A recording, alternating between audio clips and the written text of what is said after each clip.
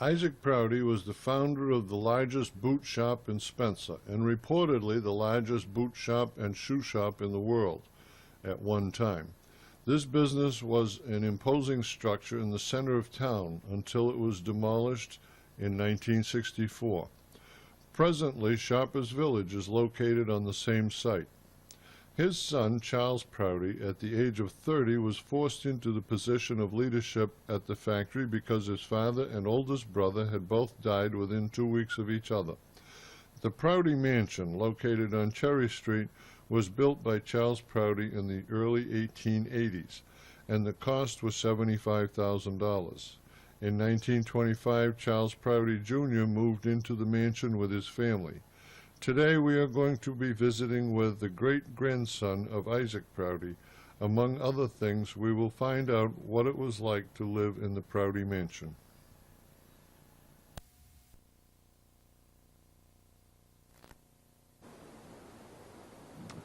Welcome back. In this edition of Feeling Good About Spencer, we're going to visit someone who was elected selectman in 1949, 1950, 1951. We're going to visit someone who was elected on the school committee in 1956, 57, and 1960.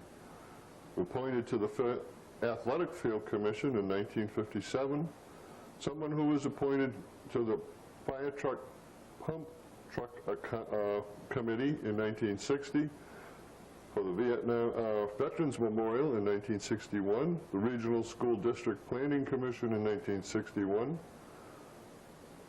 School Committee of newly established Regional High School in 1962, Regional School District Committee in 68, 71, Fire and Police Station Committee in 1972, 73, 75, Capital Improvement Planning Committee in 1989. In addition to that, we're going to talk to someone who was on the Spencer Arts Council in 1980, the Finance Committee for the last 19 years, from 1982 until the present, Downtown Advisory Commission, Capital Improvement Plan, Insurance Study Committee in 1997. Plus the fact that it was someone who was on the original board of directors as a charter member of the rescue squad, served some time on the fire department.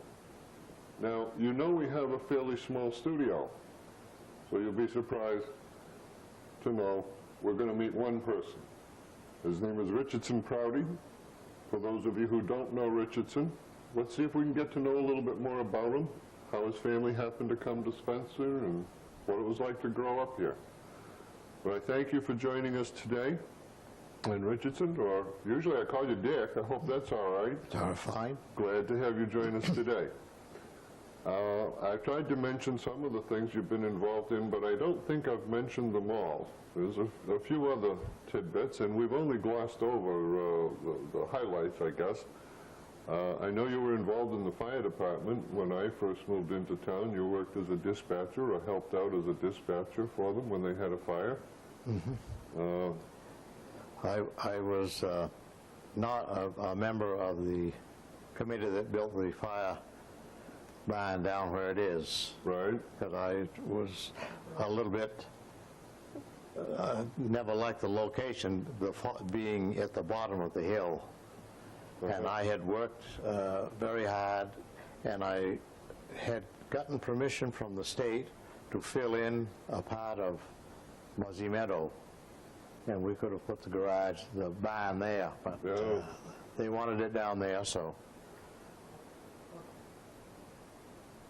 Probably a good thing we didn't fill it in one way. Today, we'd probably have to dredge it back out again with the current rules, but in some ways, I think the Muzzy Meadow would have been a better location, Yes. more central and easier to get to more places, but It made them closer to the town itself.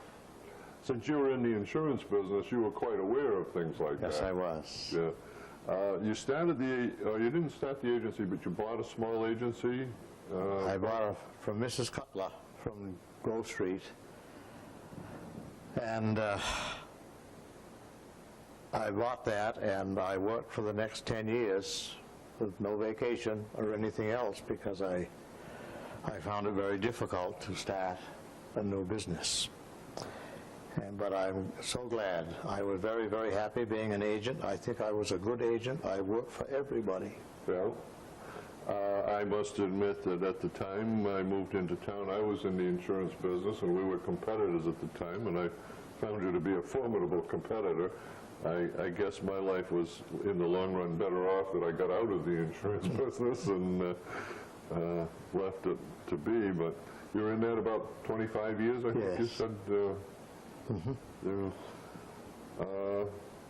And then, of course, that's still in your family, still has a family yeah. name, so... I sold the agency to 2 of my sons when my first wife passed away.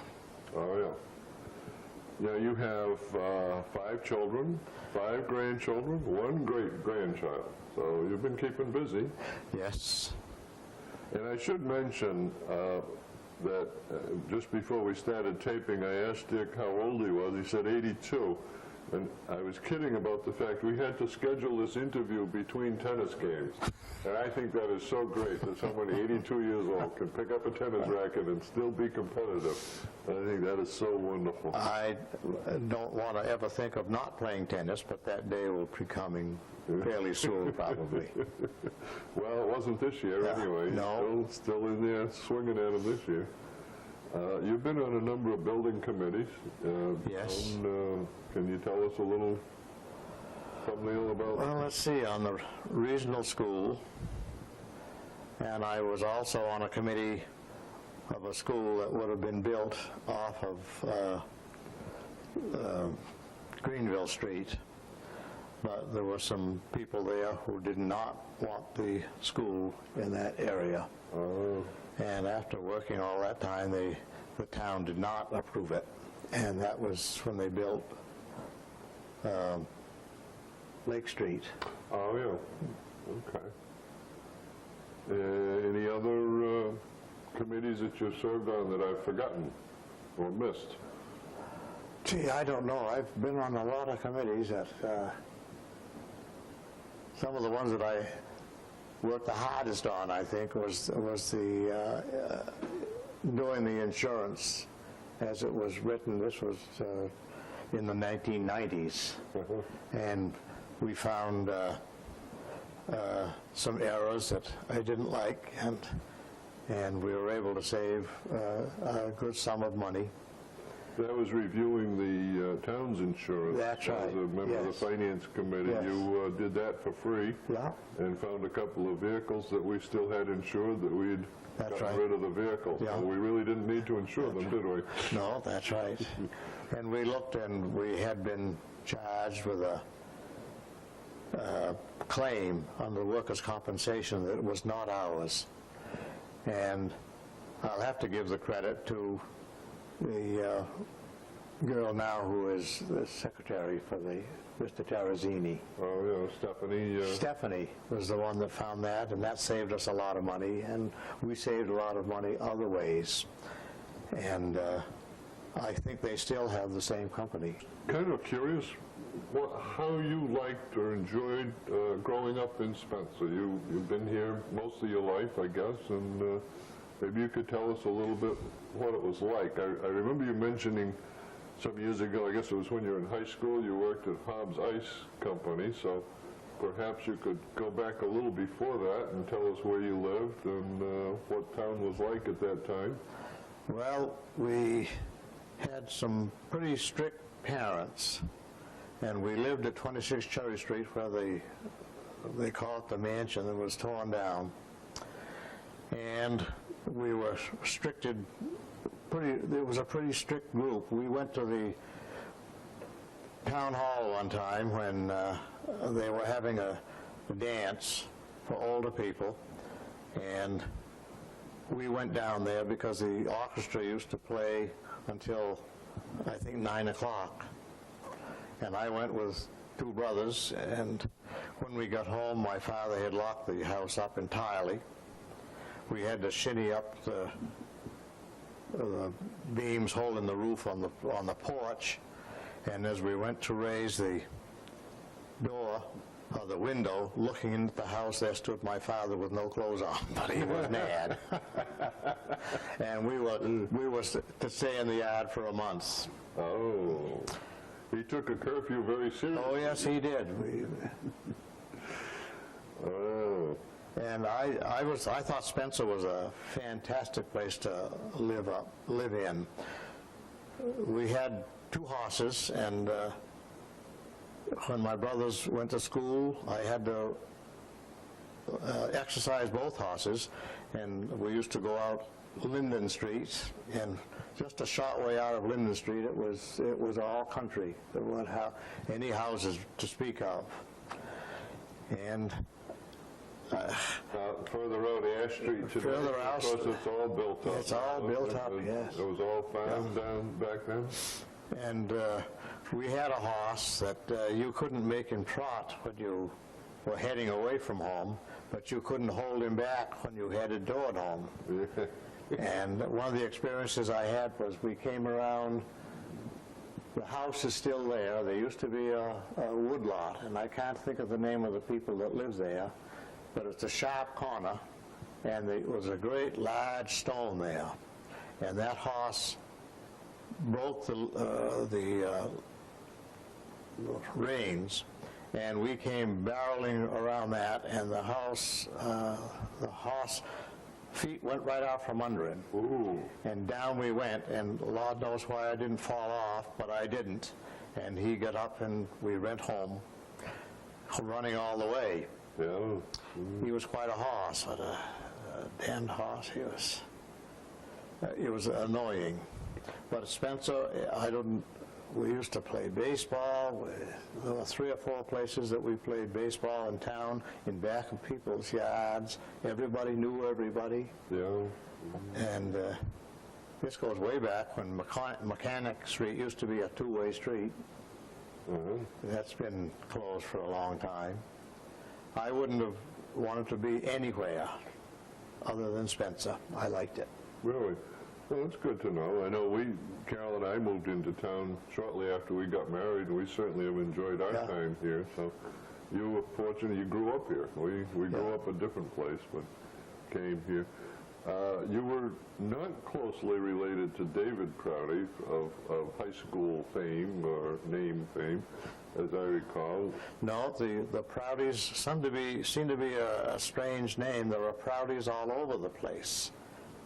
And probably some connection between all of us. But I don't think we have. David Prouty was not a close relative. He was David Prouty, and I didn't know this, but Roger Dickinson told me that David Prouty was closer to him than he was to me, and I didn't disagree with him. But I went to a 4-H club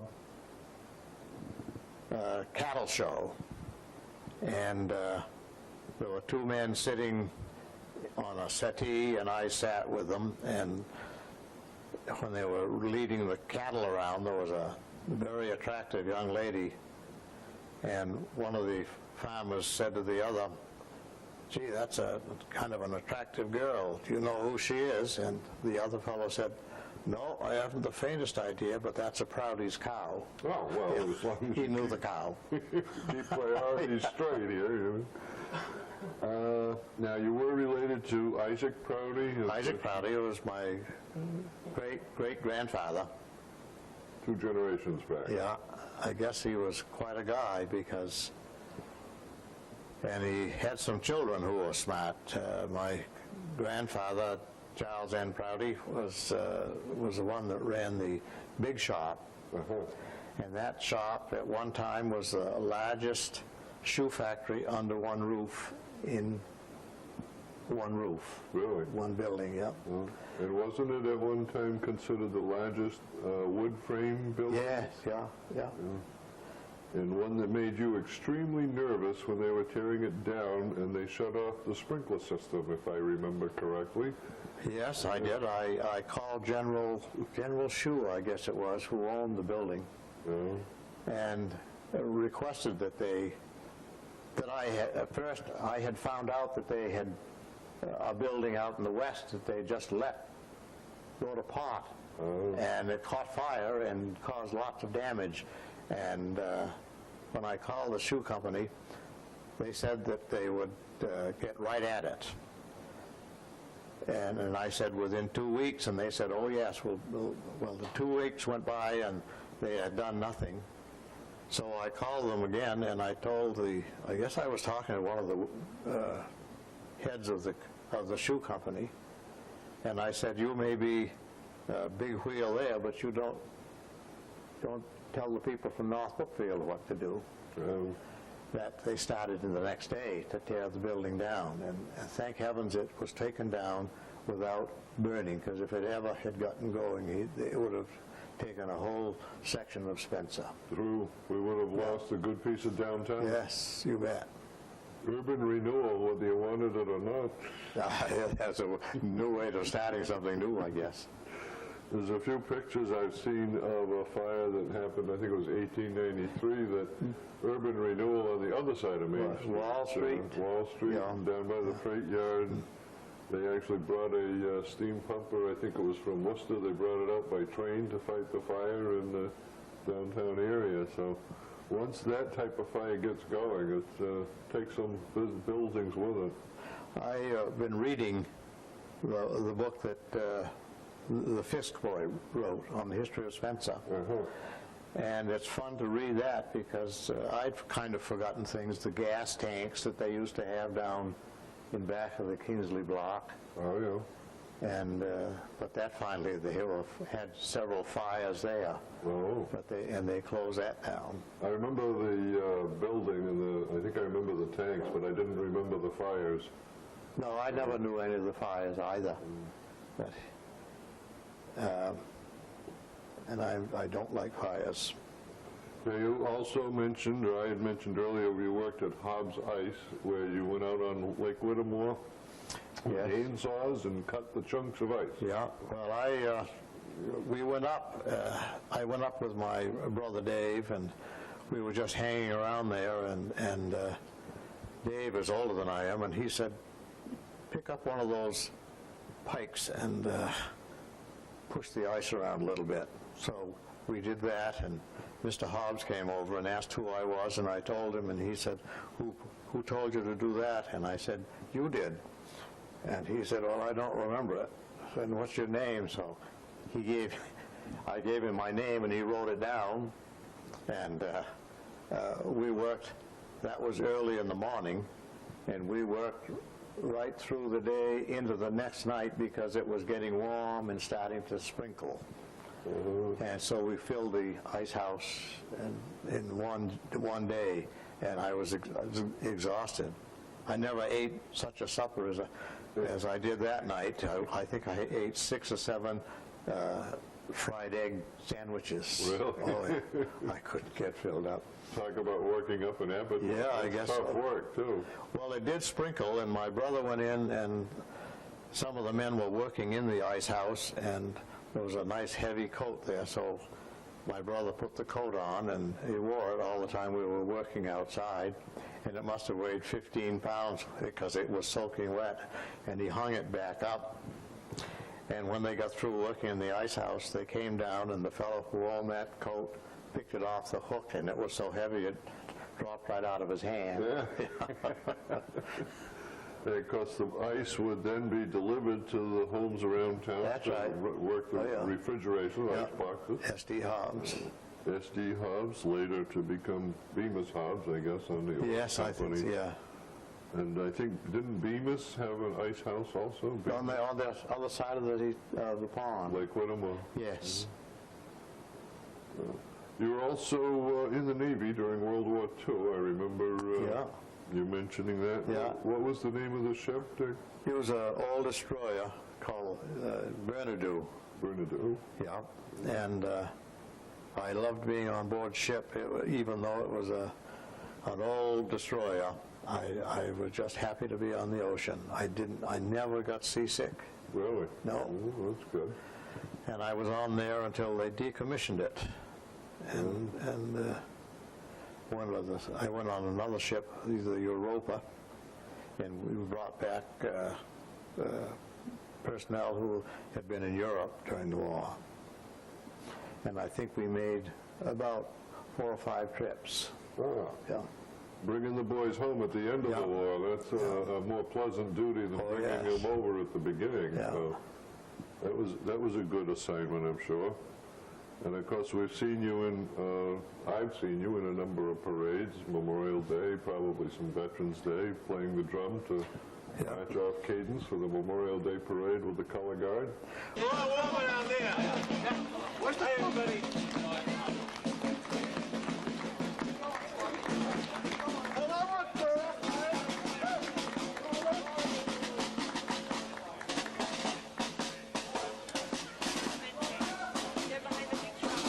One of the big days I had when I was still down at the Armed Guard Center was Admiral Nimitz coming back from the Pacific, and they had a parade for him in New York City, and I saw a bulletin where I was living, and I signed up as a Cadence Corps member.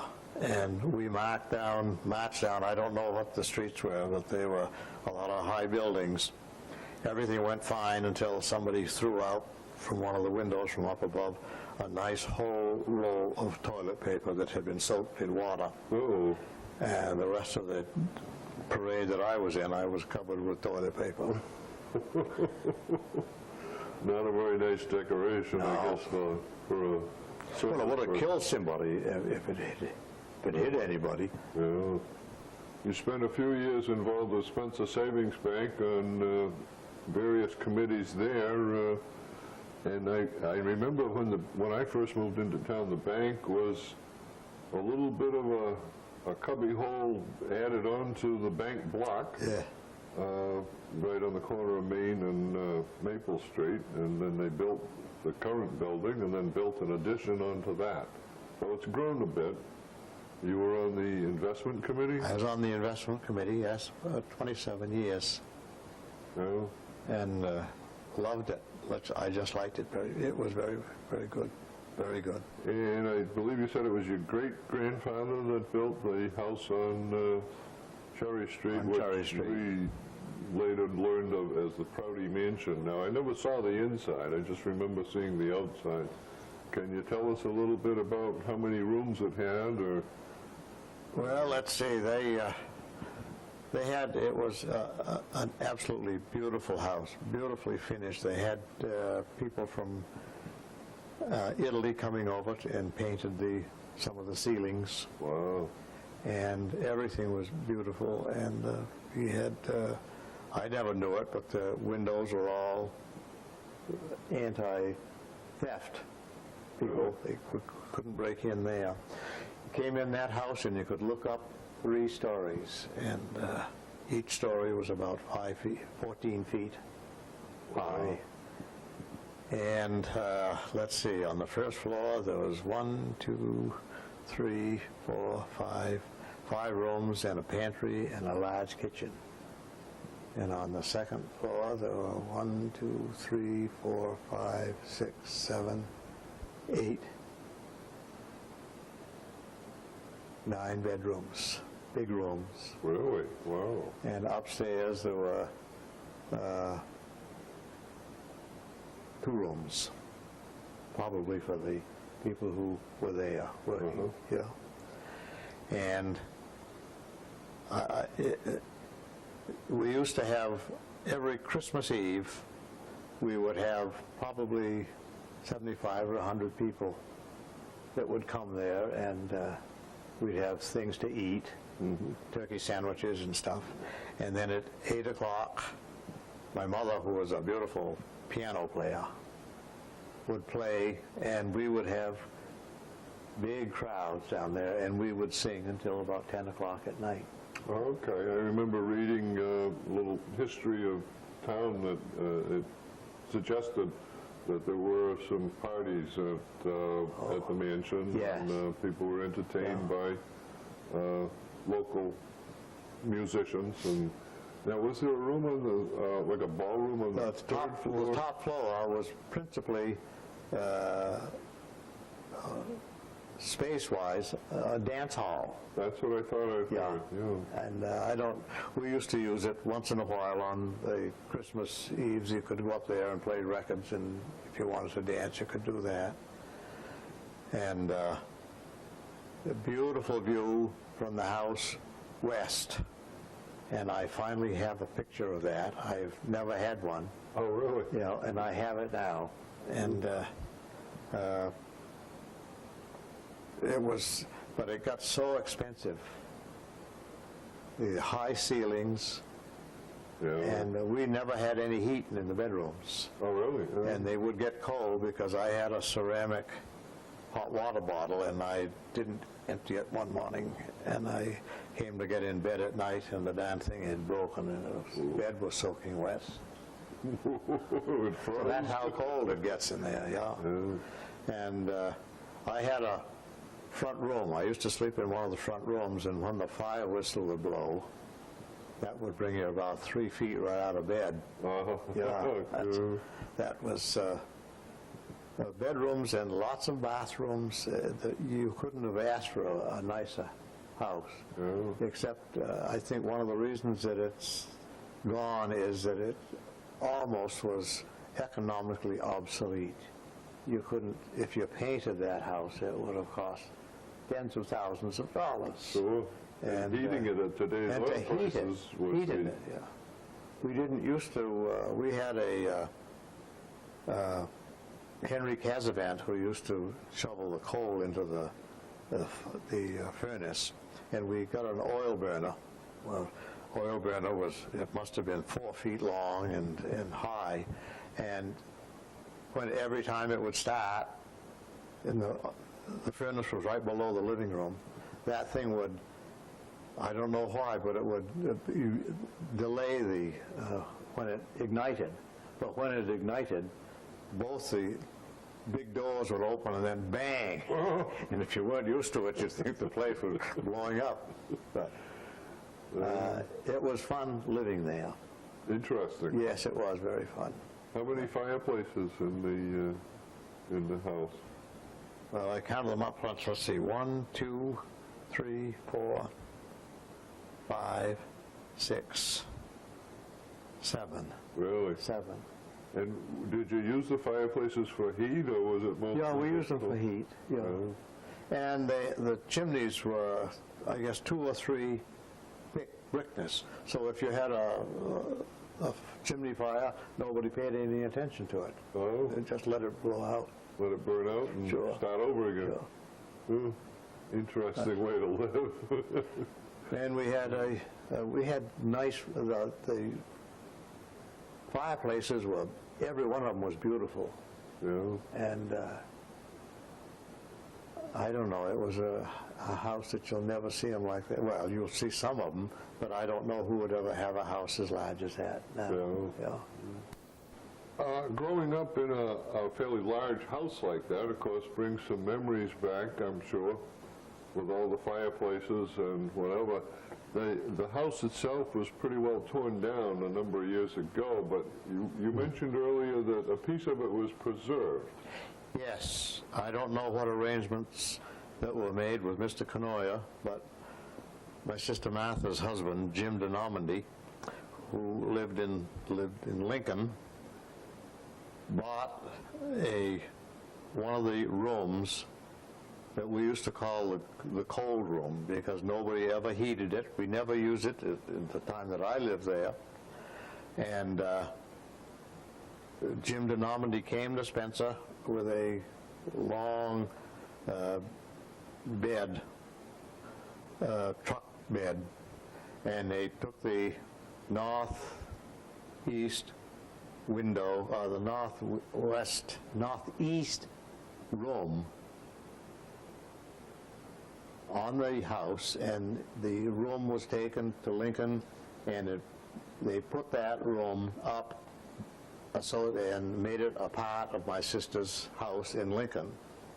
It includes the fireplace, it includes all the bureau, the book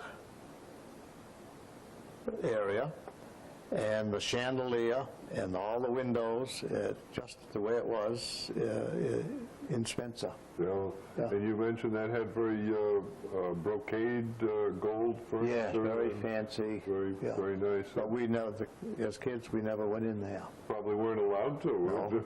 No. Doors were always shut. Yeah, but apparently it had some memories for your sister if you pack it up on a truck and take it to another town and preserve it. But it's nice to think that that piece of history was kept. It's too bad some of these old things that are taken down and destroyed, sometimes we just can't afford to maintain them as they are, but... The chandeliers in that house are absolutely beautiful. I don't know where they are. I hope that the Canoyers have them. I imagine that they do. Yeah. But the one in the dining room was probably a very, very expensive one. Spectacular. Yeah. Mm. When the Prouty mansion was sold in 1945, Claire Kane Dufo, who was Richardson Prouty's aunt, wrote the following poem. Farewell to 26 Cherry Street. Gracious relic of an era that is gone, my heart is sore at the quenching of your hearth fire and the closing of your door. It is like parting with a loved one when her time has come to die. You would not restrain her going, yet you hate to say goodbye. I shall cherish the remembrance of your lovely spacious rooms, their sunlit silence broken by the clock's low rhythmic booms. Will that faint nostalgic odor linger always in your hall? Will that ventilator rattle always in your guest room wall? Will someday a homesick angel, wearied of celestial joys, find its way into that hallway, guided by the scent and noise? Will it meet there kindred spirits, ghosts to whom this place was dear, gathered round the piano with a good song ringing clear? God, if houses go to heaven when their earthly cycle ends, put this with your other mansions for the Proutys and their friends. By Claire Kane Dufo, May 1945.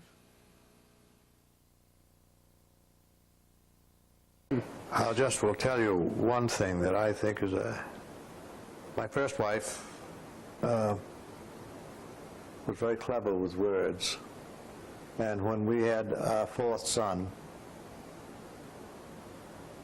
she looked at me and she said, a quality I can't admire. The Prouty is a one-sex sire. Yeah.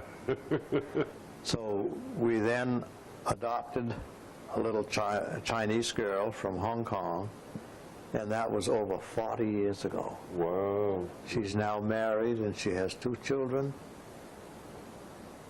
and a beautiful home, and a good husband. Really? Yeah. Now, where does she live? Lunenburg. Lunenburg. I remember seeing her when she was younger, but I hadn't seen her for many years. It was very beautiful, Oh, beautiful she's a woman. very attractive little girl, yeah. The other thing that amuses me is one of the things I mentioned, you were on a committee back in 1960 to design and purchase a fire truck, Yes. which I believe is now sitting idle. So Yes. I'm glad that the creator of the truck is still active and playing tennis, while the truck may have decided to rest a little bit. The creator, or one of the creators, is still out there swinging at tennis balls on a good day. Can I just say one thing about that old truck? Sure. That was the 4-wheel drive, the, I've forgotten the name of it, it's a FWD. And I didn't know anything about fire trucks, but we went to, I'll bet you, 10 places looking at trucks purchased by companies, by various towns. And I had a loose leaf notebook, and I'd say, what would you change if you had? Well, he said, I've got 2 things, or I got 3 things. And by the time we sat down about what we were going to do in Spencer, I had a whole book full of things, suggestions, and I think that was one of the best. Well, I do know that Kurt Amadon was responsible for the good truck. And I sent down the information to the place in Boston, telling him about the truck when we were getting ready to put them out for bids.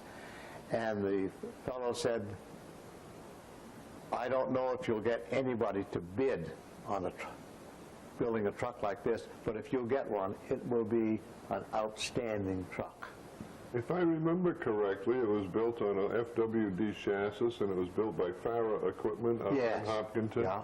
And did he not sell several more of Yes, those he did. trucks? Because people saw this one. That's right. And then they said, I want one of those also. That's right. I remember Oh, that. that was a dandy truck.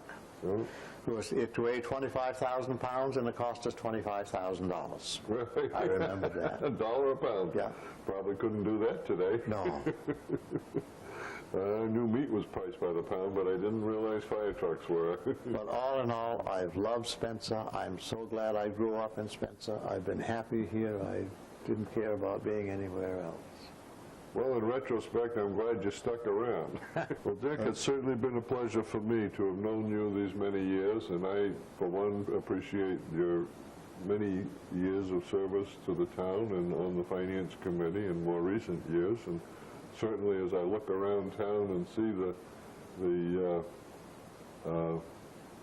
fire department, rescue squad, the school buildings that we have today, I have to say that you've certainly tried to do what you felt was the best for the town, and I'm sure many people would agree with you. I want to thank our guests, our viewers for joining us today, and I particularly want to thank Mr. Prouty. I want to thank Mr. Prouty for not just his appearance here today and taking time out of his tennis schedule. And I'm not kidding. When I called him and asked him if he could come up and do an interview with us, he said he'd have to work it around his tennis schedule. That was okay. But I am also very grateful for the time that he's given to our community to make it a little better place to live. Once again, perhaps we found something else to feel good about in Spencer. And give a little giggle, grin a little grin. Do your imitation of a smiley face pin.